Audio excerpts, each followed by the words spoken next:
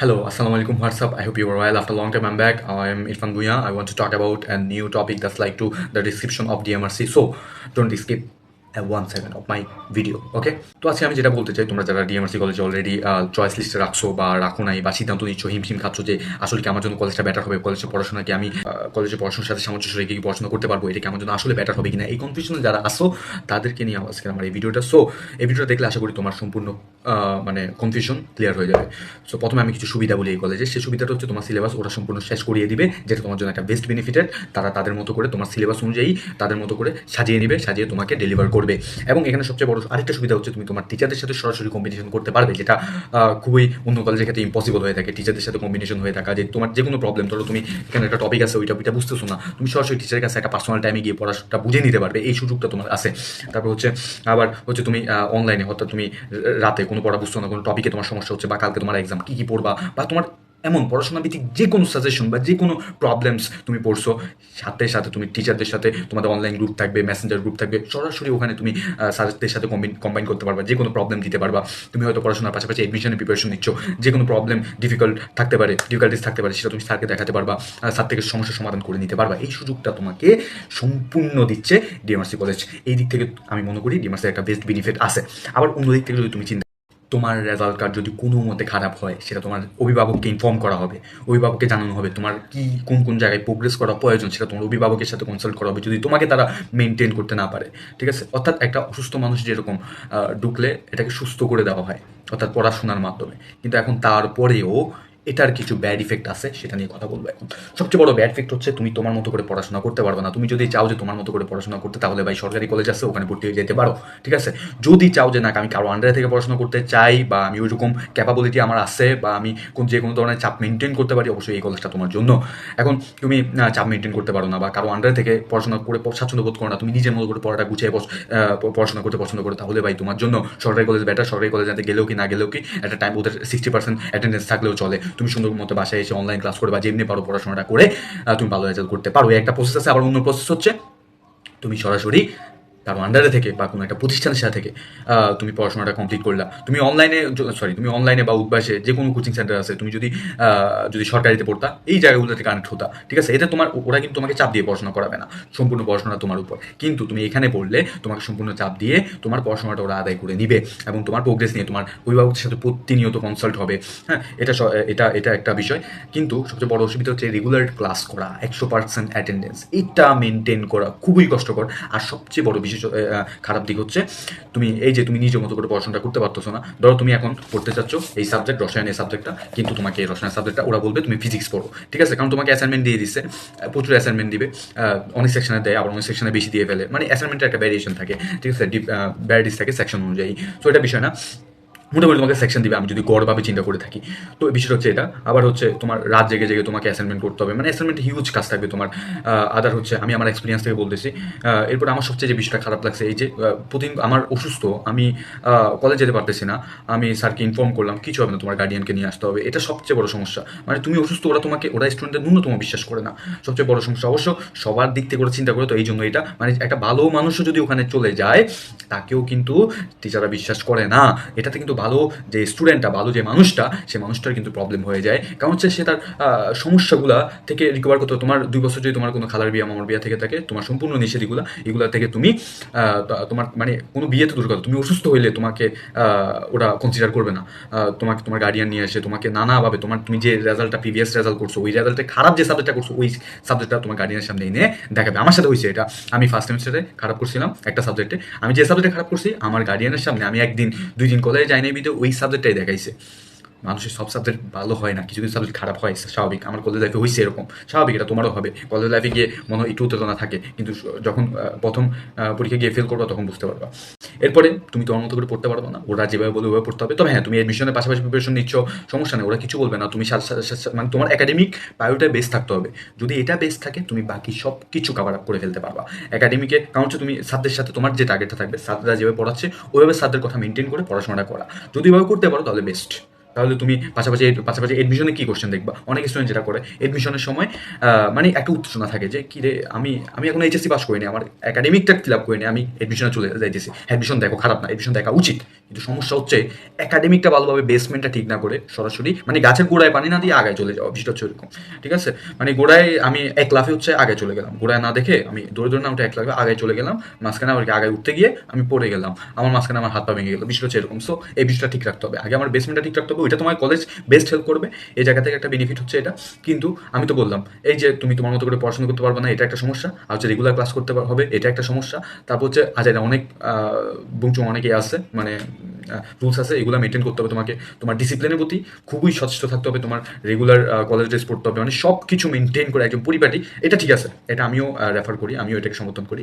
কিন্তু তুমি কলেজের একটা রুলস একদিন যদি হঠাৎ করে ব্রেক করে ফেলো, তাহলে সেটা থেকে বিরত থাকাটা মানে প্রথমবার তোমাকে ওয়ার্নিং দিবে, দ্বিতীয়বারও যদি তুমি সেম কাজটা করো তোমার কিছু বলবে না, শুধু টিসি দিয়ে বের করে দেবে।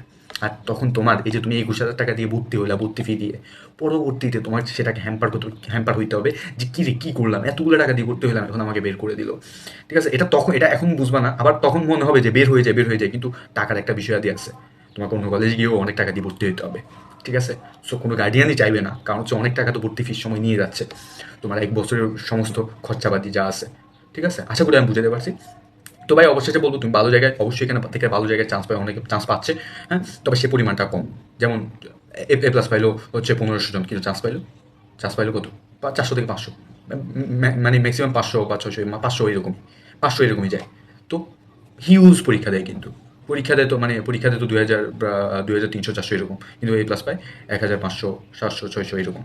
কিন্তু একাডেমিক রেজাল্ট ভালো মাশাআল্লাহ যা আছে, কিন্তু এডমিশন রেজাল্টটা এতটা ভালো না, এতগুলো পরীক্ষা দেয়, চান্স পাচ্ছে 400 থেকে 500। তো এই 400-500 স্টুডেন্ট নিজের থেকে সর্বোচ্চ পরিশ্রমটা করে, তোমার কলেজেরই পড়াশোনা করতে হবে, পাশাপাশি এডমিশনের তোমার যা যা লাগে তা পড়াশোনা করতে হবে। মানে এডমিশনের সময় তুমি একাডেমিকে জাস্ট তোমার পড়াশোনা যা যা তুমি একাডেমিকে পড়তেছো, এডমিশনের সময় জাস্ট চোখ বোঝা যে এই কোশ্চেনটা এডমিশন আসছে, বইতে আসছে, বা এই কোশ্চেনটা মেডিকেলে আসছে, এই কোশ্চেনটা এভাবে আসছে, তোমাকে তো আর প্র্যাকটিস করতে হচ্ছে না, এখানে জাস্ট চোখ বুলাচ্ছ, তুমি দেখতো অঙ্কটা কীভাবে করছে, ফর্মেশনটা কীভাবে, যা করবা শর্টকাট যা নিয়ম শিখবা, তা হচ্ছে তুমি এডমিশন লাইফে গিয়ে শিখবা। কারণ হচ্ছে তুমি একাডেমিক অলরেডি এগুলো টুকটাক জিনিসপত্র জানো, এখন তুমি এডমিশনে গিয়ে সেটা অ্যাপ্লাই করবা এডমিশনের সময়, কারণ হচ্ছে অ্যাপ্লাই যদি এই সময় করো তোমার একাডেমিকও যাবে, এডমিশনও যাবে। সো আগে তোমার একাডেমিক রেজাল্টটা, কারণ হচ্ছে কি তোমার এডমিশনের উপর অনেক ইফেক্ট করে, তো আগে একাডেমিক বেসমেন্টটা ঠিক করতে হবে। এটা হচ্ছে আমার মতামত, আমি এটা সবসময় রেফার করি প্রত্যেকটা স্টুডেন্টকে, আমি এখানে গাইডলাইন দিচ্ছি না, আমি বড় ভাইদের থেকে ইন্সপায়ার্ড হয়ে আমি যেটা এক্সপিরিয়েন্স করছি সেটাই বলতেছি। সো খারাপ দিকটা আশা করি বুঝতে পারছো, কলেজের রুলস এই যে এইগুলো বুমচো এগুলো লাগে না যেগুলো, মানে আসলে এটা কতটা ইফেক্টিভ, রুলস বলতে ডিসিপ্লিন যেটা আছে ওটা ঠিক আছে, কিন্তু কলেজে কিছু রুলস আছে সেটা আসলে বুঝতে পারবা। মানে যেটা আমার কাছে একদম ফালতু লাগে, এই যে সারাদিন 7-8 ঘন্টা ক্লাস করা, বসায় রাখা, মানে কনসেন্ট্রেশন ধরে রাখা সবচেয়ে বড় কঠিন এটা। মানে 7 ঘন্টা তোমায় কিন্তু কলেজে কাটাতে হচ্ছে, 6:30 থেকে 7 ঘন্টা এই টাইমটার মধ্যে।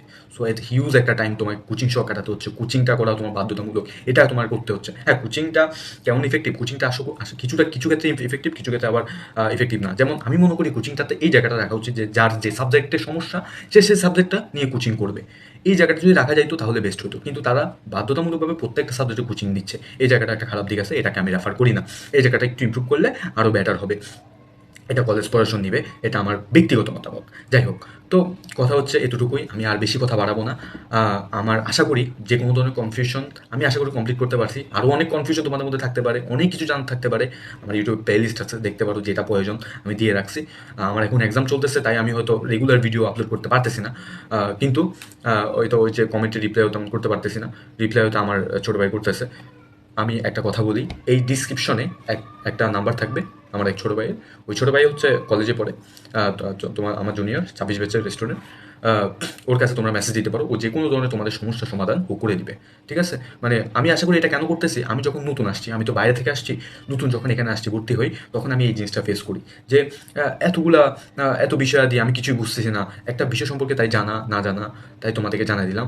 এই কলেজের বেনিফিটও জানালাম তোমাকে, এই কলেজের খারাপ দিকটাও জানালাম। এখন তুমি যদি মনে করো যে তোমার বেনিফিটটা প্রয়োজন, মানে এই যে স্ট্রিক্ট রুলসগুলো আছে এগুলোর সাথে মেনটেন করতে পারবা, 2টা বছর নিজেকে একটু এই জায়গার সাথে নিজেকে মানিয়ে নিতে পারবা, তাহলে তুমি এই কলেজে আসো, না হলে ভাই আসার দরকার নাই। তুমি নিজের মতো করে পড়াশোনা করতে চাইলে সুন্দরভাবে চলে যাও, অন্য কলেজ আছে, সরকারি কলেজ আছে, ওখানে চলে যাও, ওখানে পড়াশোনা করো। তুমি নিজের ধ্বংস নিজে করো না, আমি একটা বিশেষভাবে বলে যাচ্ছি, নিজের ধ্বংস নিজে করা যাবে না।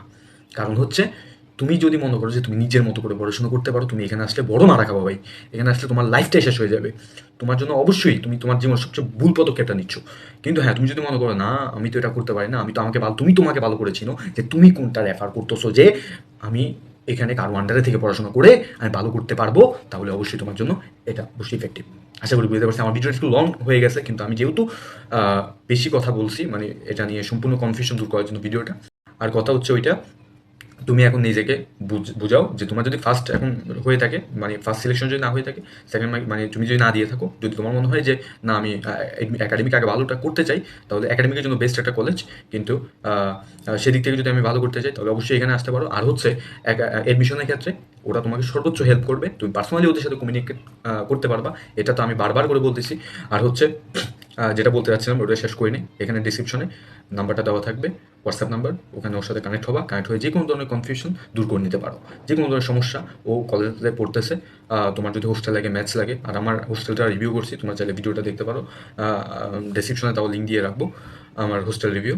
ওখানে আমি ছিলাম 2টা বছর, খুব সুন্দরভাবে ভালোভাবেই ছিলাম, আমার হোস্টেল খুবই সুন্দর, তোমরা দেখতে পারো। আচ্ছা যাই হোক, তো ওই ছোটো ভাইয়ের সাথে দেখা করতে, ওই ভাইয়ের সাথে তোমরা কথা বলতে পারো, কথা বলে যে কোনো তোমাদের সমস্যা সমাধান করে নিতে পারো, ঠিক আছে?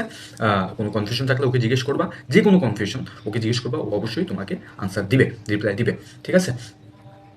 তো হচ্ছে আবার যদি এখানে আসো তোমরা, তোমরা অবশ্যই ওর হেল্প নিতে পারো, ও এখানে আসে, ও এখানেই থাকে, মানে কলেজের আশেপাশে। তো হচ্ছে বিষয়টা হচ্ছে এখানে। তো দেখা হচ্ছে পরে কোনো ভিডিওতে।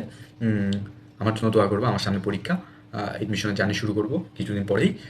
দোয়া করবো আমার যাতে ভালো কিছু হয়, তোমাদের জন্য দোয়া রইলো, শুভকামনা রইলো। তুমি তোমার জন্য বেস্ট সিদ্ধান্তটা নিয়ে একটা সঠিক জায়গায় ভর্তি হও। আমার কথা হচ্ছে এটা, ডিএমএস কলেজে ভর্তি হতে হবে, এটা ফ্যাক্ট না। তুমি তোমার জন্য কোনটায় প্রয়োজন, তুমি কিভাবে ক্যাপেবল, ওই দিক থেকে চিন্তা করে তুমি তোমার জায়গাটা সিলেক্ট করো, ঠিক আছে? আসসালামু আলাইকুম।